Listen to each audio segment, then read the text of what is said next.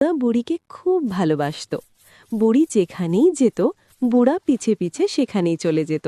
বুড়ি যখন বাসন ধুইত তখন বুড়াও বুড়ির পাশে দাঁড়িয়ে থাকত। বুড়ি যখনই কোনো কাজ করত তখন বুড়া এক পলকের জন্যও চোখের আড়াল করত বুড়ার না। এসব দেখে বুড়ি খুব পেরেশান হয়ে যেত। একদিন বুড়ির মা ফোন দিয়ে বুড়িকে যেতে বলল, কিন্তু সমস্যা হলো বুড়া কিছুতেই বুড়িকে একা যেতে দিবে না। চিন্তা করতে করতে বুড়ি একটা বুদ্ধি বের করল। বুড়াকে বলল, চলো আমরা লুকোচুরি খেলি। বুড়া তো খুব খুব মজা হবে। খুশি। বুড়া লুকাতে চলে গেল।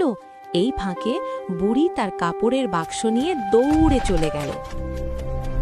বুড়ি মায়ের বাড়িতে পৌঁছে শান্তিতে শ্বাস নিল। এতদিনে শান্তিতে শ্বাস নিতে পারছি।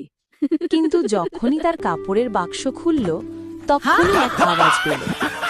ये गोट क्या है मेरी पकड़ देख कल से बच्चों